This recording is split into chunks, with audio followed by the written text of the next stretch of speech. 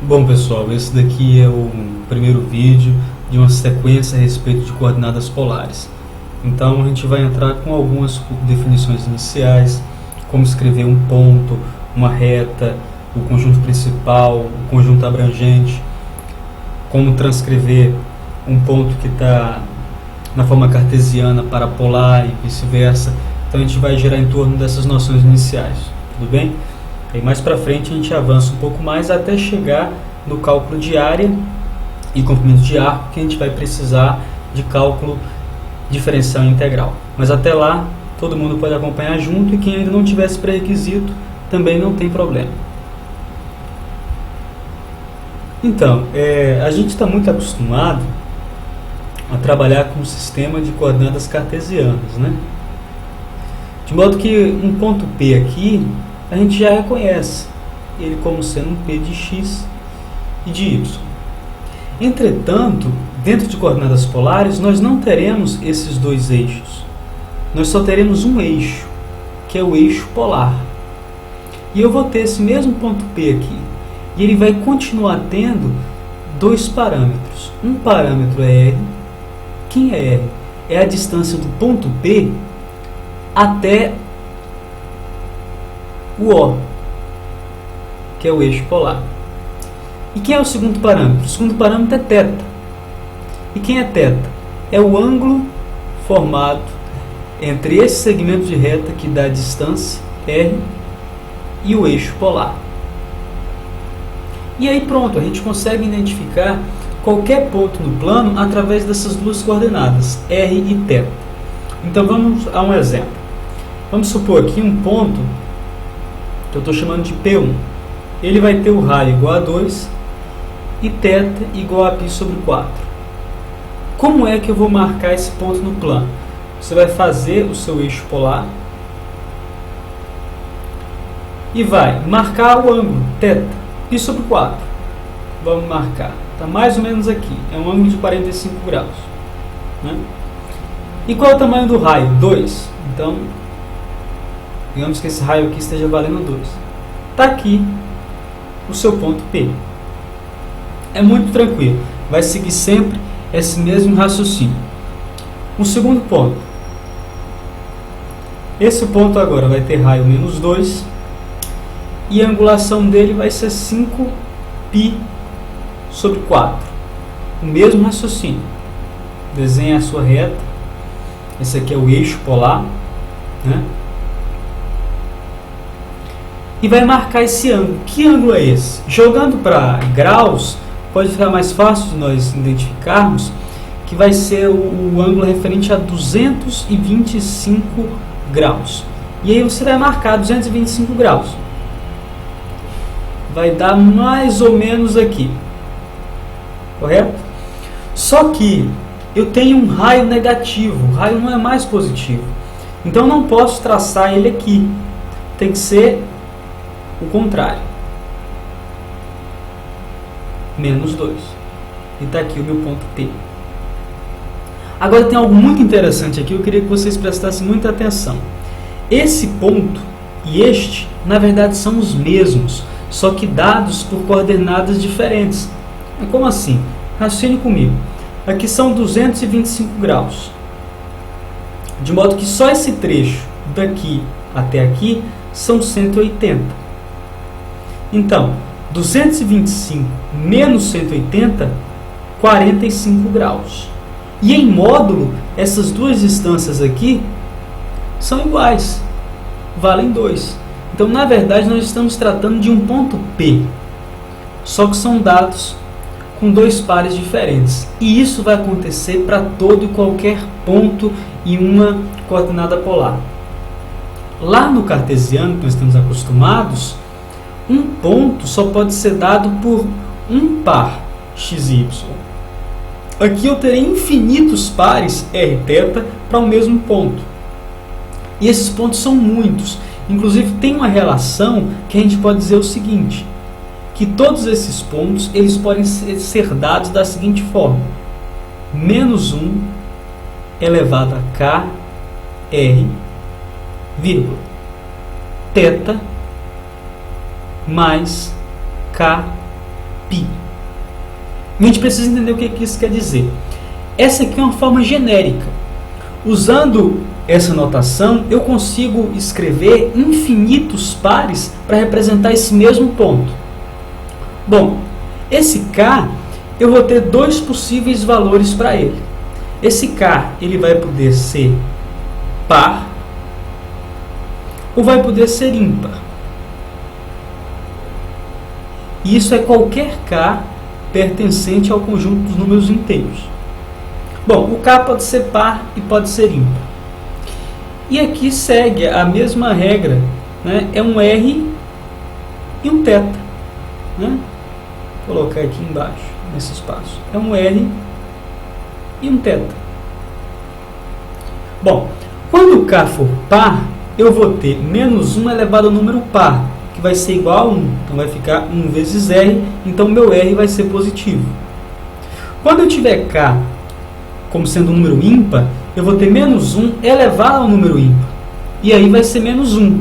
E menos 1 vezes r, menos r. Então meu menos r vai ficar sendo negativo. Bom, vamos seguir. Usando essa mesma relação, a gente pode ter n pares. Vamos trabalhar aqui só com mais um exemplo para isso ficar bem claro. Eu dei para vocês o primeiro ponto, que era o ponto P, e a angulação dele era π sobre 4. E dei um outro, que era igual, que era menos 2, 5π sobre 4. E nós podemos ter vários. Vou colocar aqui nossa relação.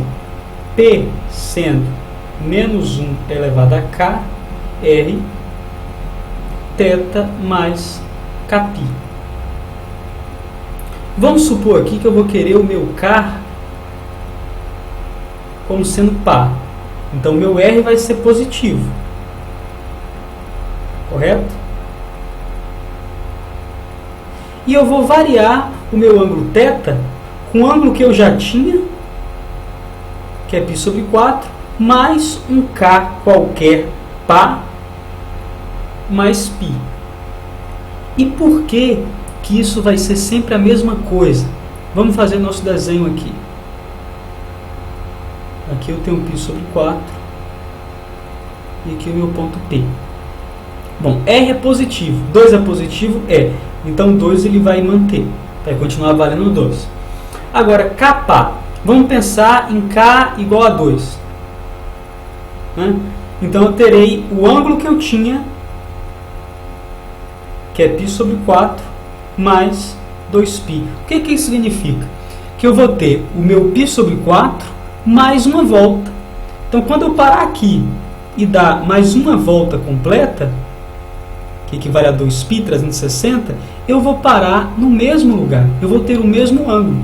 E como o valor do raio não muda, nós teremos P igual a 2,π sobre 4 mais 2π, que é o mesmo ponto. E assim por diante, eu vou poder ter infinitos pontos dessa mesma maneira.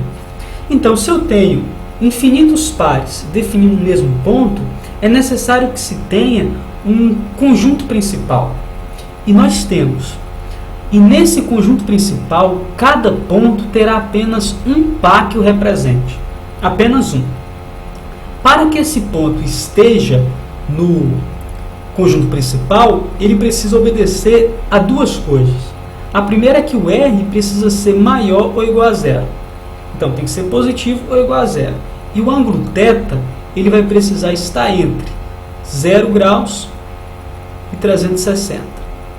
Se o meu ponto e as coordenadas que eu dei para ele satisfizerem essas duas exigências, eu vou dizer que esse ponto está no chamado conjunto principal. Bom, nossos dois exemplos aqui. O primeiro, eu tenho 2 e 45 graus. Ele está ou não está no conjunto principal? Está. 1, o raio dele é positivo. E 2, 45 está entre 0 e 360. Agora, esse outro par, 5π π sobre 4 a gente já viu que é 225 graus. Você pode conferir fazendo a continha aí na mão. 225 graus é menor do que 360. Então, essa segunda afirmativa está positiva.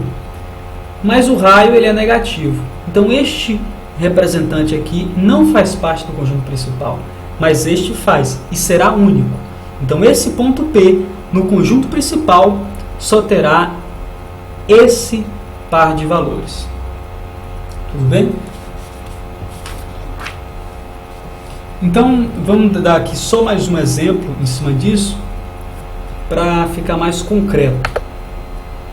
Eu vou dar um ponto, vocês vão me dizer se esse ponto está ou não no conjunto principal, e se ele não estiver no conjunto principal, eu vou querer que você me dê qual é o representante daquele ponto, ou seja, quais são as coordenadas daquele ponto que estão no conjunto principal. E o ponto é esse aqui, ó. P de raio 3, 9π sobre 4. Colocando em graus, eu vou ter 3 e 9π sobre 4 é 405 graus. Bom, eu tenho minhas duas regras. R tem que ser maior ou igual a 0 e θ tem que estar entre 0 e 360. O raio é positivo? É positivo. Mas θ é maior do que 360. Então esse endereço aqui do ponto P não está no conjunto principal. E aí, qual é o ponto do conjunto principal? Eu recomendo que vocês façam o eixo polar e encontrem o primeiro ponto. Qual é o ângulo? 405. O que é 405? Você vai dar uma volta inteira e subir mais um pouquinho. E o raio aqui é 3. Está aqui o meu ponto P. Bom, e esse mais um pouquinho aqui? Quanto é que vale? É simples, né? Você fez 405 graus, que foi uma volta mais um pouquinho. Então, esse mais um pouquinho vai ser o 405 menos o 360. 45 graus. Então, esse mais um pouquinho aqui é 45 graus. Logo, o representante do ponto P no conjunto principal é o seu raio positivo, 45 graus. E aí eu vou cair nesse mesmo ponto que foi dado com esse endereço, só que agora que eu estou no conjunto principal. Tudo bem? E aí, claro, nós também, além dos pontos, nós vamos ter as equações também na forma polar. E é importante que nós saibamos trabalhar com ela. Talvez agora pareça que não, mas mais na frente fazer transformações de cartesiana para polar vai nos ajudar muito. Por exemplo, para quem está fazendo curso de cálculo 2, quando vocês forem calcular o limite de duas variáveis, para identificar se a função ela é limitada ou não, ajuda, coloquem coordenadas polares. Como também saber se o limite existe. Através de coordenadas polares você chega mais rápido a essas conclusões. Então, é algo útil, é interessante. Bom, uma equação polar. Eu vou colocar aqui a equação R igual a 3. Isso daqui é uma equação polar. E que entidade geométrica ela representa? Vou colocar aqui o eixo polar e vocês vão pensar comigo. O meu raio vale 3, correto? Então, vou colocar aqui 3. O valor de θ está aparecendo aqui nessa minha equação? Não está. Então, ele assume qualquer valor. Então, vai ser 3 aqui, 3 aqui, 3 aqui, 3 aqui. Sempre 3. O valor do raio para qualquer valor de θ. Isso daqui é uma circunferência. Então, só deixando um pouco mais formal, se antes, no caso de uma equação na forma cartesiana, você tinha uma equação de x, y igual a 0, agora você tem uma função de r θ igual a 0. E como você costumava sempre deixar o y isolado, aqui a gente sempre costuma deixar o r isolado. Então, digamos que a gente está tendo aqui um θ também. Só que esse θ aqui, ele assume qualquer valor. Então por isso que ele não aparece na minha equação. Tudo bem? Mas vamos lá, vai surgir a dúvida.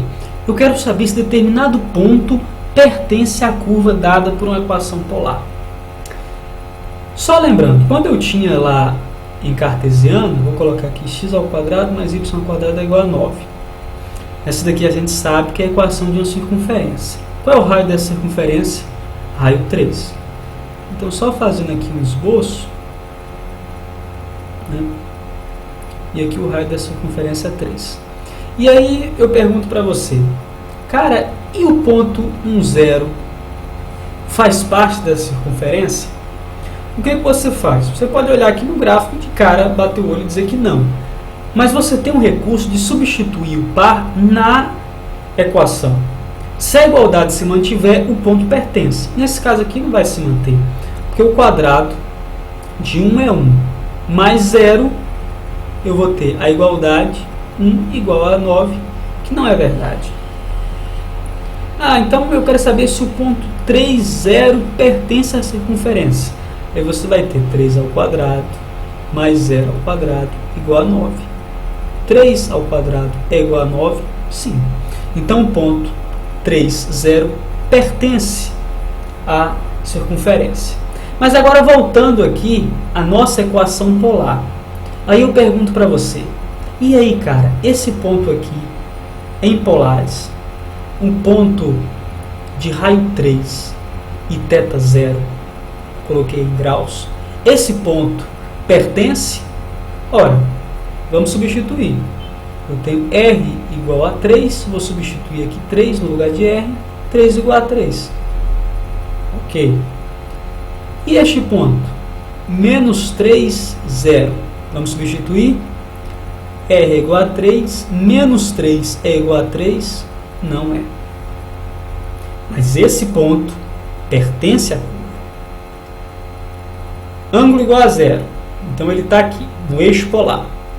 Até aumentar o eixo para cá. Está aqui no eixo polar. E o raio igual a menos 3. Então, menos 3. Pertence. Então, o que eu descubro aqui? Em equações polares, não é tão simples assim.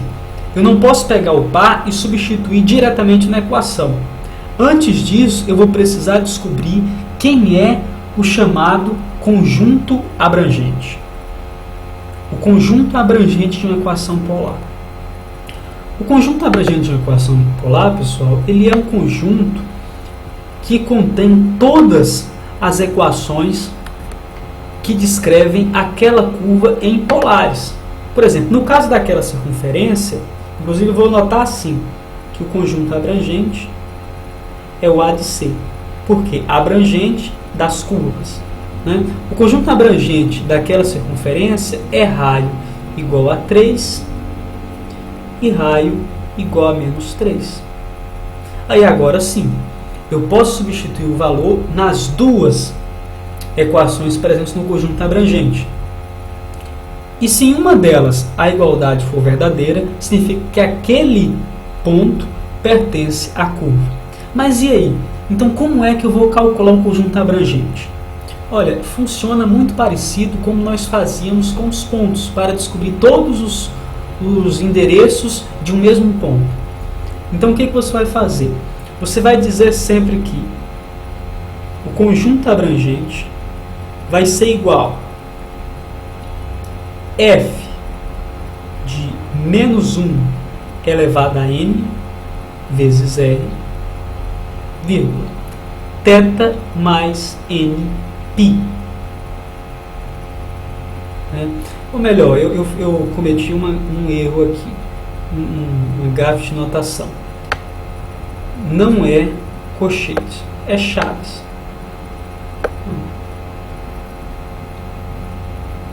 Aqui é uma chave.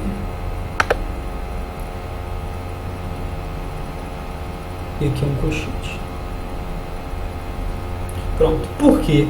Porque a minha função, nós já tínhamos visto que é a função de r, θ.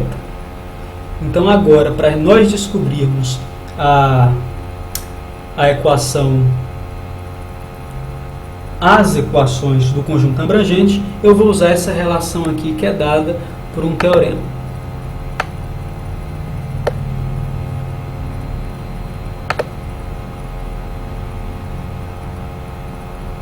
Importante também dizer que n aqui, assim como o meu k, ele está presente no conjunto dos números inteiros. Então pode ser qualquer valor dentro de z. Tudo bem? Então, vamos colocar isso daqui em um exemplo. Eu dou para você essa equação polar. 2 menos 3 cosseno de θ.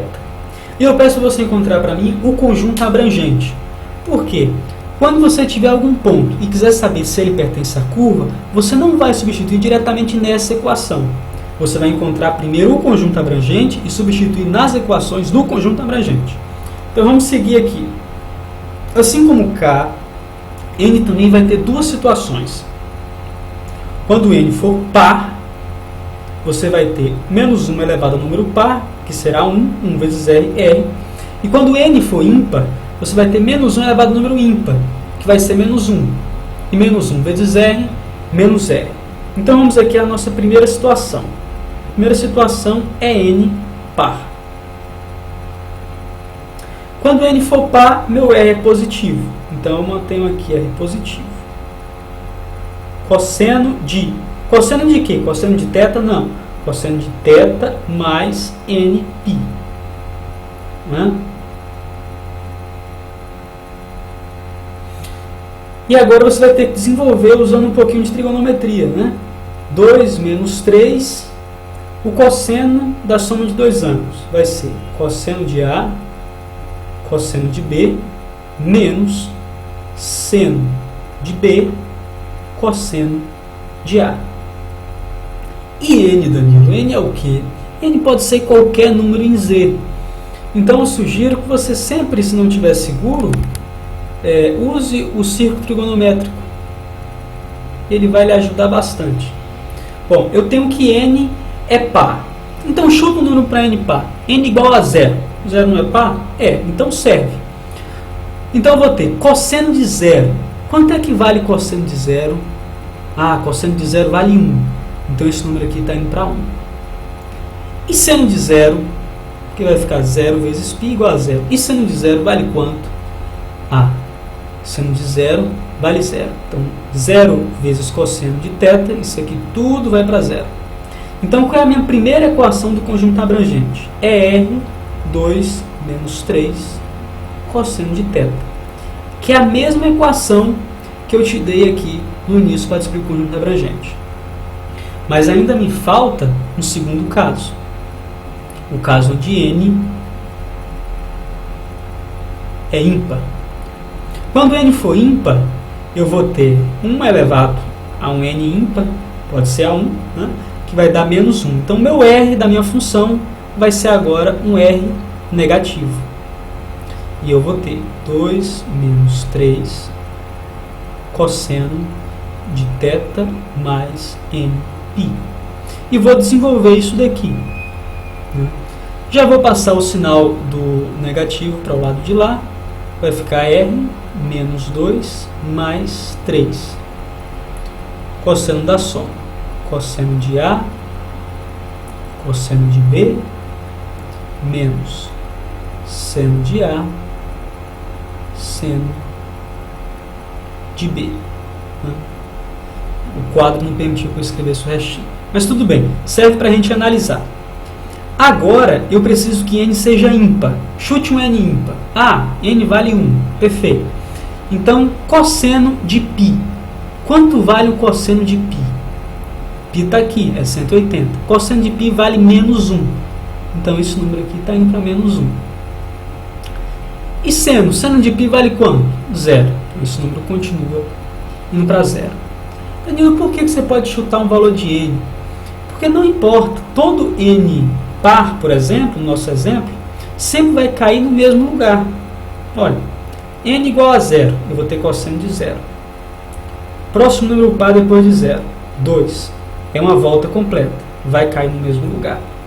4, 6, e assim sucessivamente. A mesma coisa vai acontecer aqui. Então, por isso, você pode fazer dessa forma tranquilamente e sempre vai estar acertando. Bom, então eu vou ter cosseno vezes menos 1. Então esse menos 1 vai sair.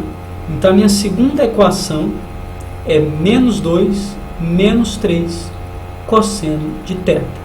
Então você vai dar a resposta de que o conjunto abrangente dessa curva vai ser R é igual a 2 menos 3 cosseno de θ e R é igual a menos 2 menos 3 cosseno de θ. Perfeito? Se eu te desse algum ponto para você substituir aqui, agora é o momento de você substituir nas duas equações. Talvez nessa não seja satisfeita, mas nessa será.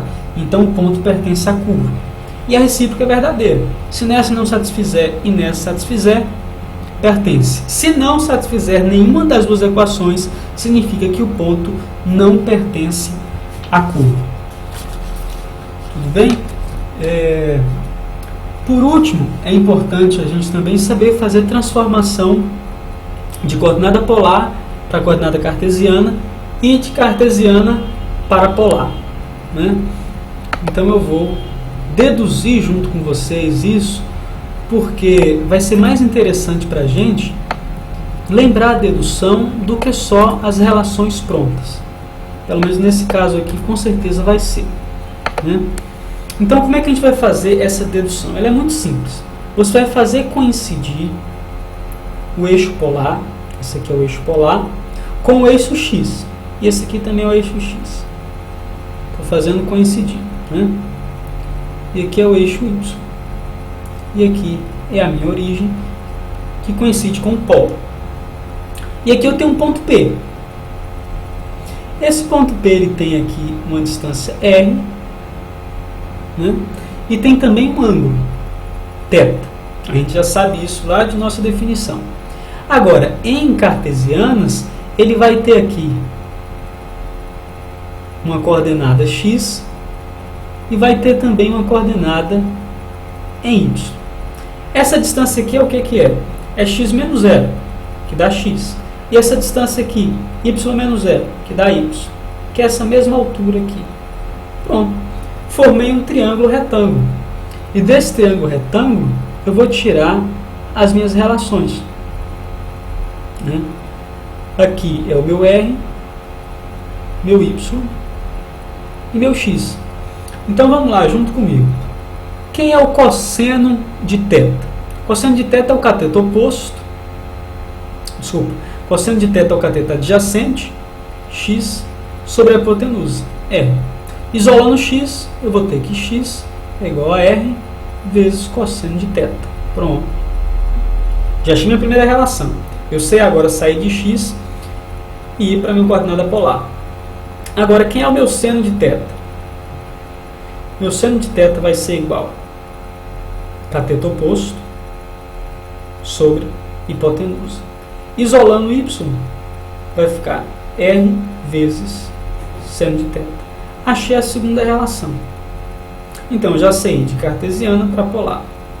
E se eu quiser o contrário?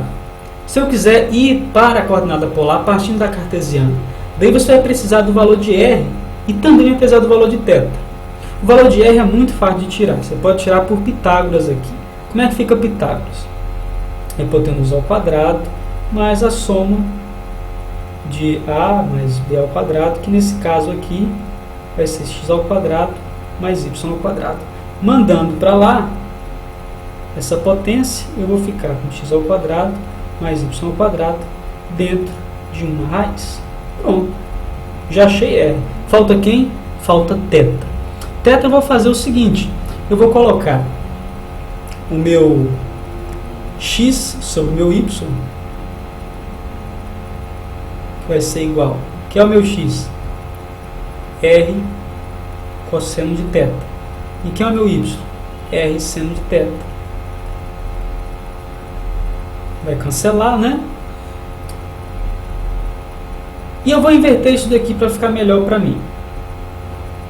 Vou inverter um lado, né? No caso eu estou elevando os dois lados a menos 1. Vou colocar aqui para ficar algo mais formal. Estou elevando os dois lados a menos 1. Eu posso fazer isso. Então vai ficar y sobre x é igual seno de θ sobre cosseno de θ. Bom, quem é seno sobre cosseno? Tangente. Então eu vou ter tangente de θ é igual y sobre x. Mas eu não quero tangente de θ, eu quero θ. Então quem é que eu uso? Eu uso a função inversa. Quem é a função inversa da tangente? Arco tangente. Então arco tangente de y sobre x é igual a θ. Pronto. Encontrei meu valor de θ. Então você tem aqui as suas relações e com elas você vai poder fazer as conversões que você precisar. Ok? Vou dar só um exemplo para fechar e concluir melhor. Eu vou te dar uma equação na forma cartesiana e você vai me... Desculpe, eu vou te dar uma equação na forma polar e você vai me dar essa equação na forma retangular. Vai ser a mesma equação que descreve o mesmo lugar no plano, só que em coordenadas cartesianas. Ok? A função que eu vou dar para você é essa. R é igual a 2 sobre 1 menos cosseno de θ. Então, o que eu vou fazer? Eu vou mandar esse denominador multiplicando, vai ficar R1 cosseno de θ é igual a 2. Posso aplicar a distributiva, R menos R vezes cosseno de θ é igual a 2. Opa, aqui eu já tenho o valor de x, que eu acabei de obter na minha relação trigonométrica. Então, igual a 2. Esse x eu vou mandar para lá, vai ficar R é igual a 2 mais x. E quem é R? R a gente também descobriu quem é. É x ao quadrado mais y ao quadrado dentro da raiz. 2 mais x. Vou mandar a raiz para o lado de lá, na forma de potência. Então vai ficar x ao quadrado mais y ao quadrado vai ser igual a 2 mais x elevado ao quadrado. Então, só reescrevendo aqui embaixo, vou aplicar aqui, que a gente já sabe, produto notável, quadrado do primeiro, mais 2 vezes o primeiro, 4, vezes o segundo, 4x, mais quadrado do segundo. Vou subtrair x ao quadrado aqui dos dois lados e acabei isolando y. Pronto. Está aqui a minha equação na forma cartesiana. E o pessoal da geometria analítica já sabe, inclusive, que curva é essa. Que curva é essa, pessoal? Aí é uma parábola. Só que o foco dessa parábola vai estar no eixo do x. Então ela vai ficar uma coisa mais ou menos assim. Tudo bem? Eu espero ter contribuído com vocês, ajudado um pouquinho. Nos vídeos da sequência a gente continua com equações polares, mas agora a gente vai abranger a dedução da equação da circunferência, da reta, interseção entre gráficos, construção de qualquer gráfico partindo de uma equação polar, até chegar em cálculo de curvas e de áreas. Tudo bem? Muito obrigado. Espero ter ajudado novamente. Tchau, tchau.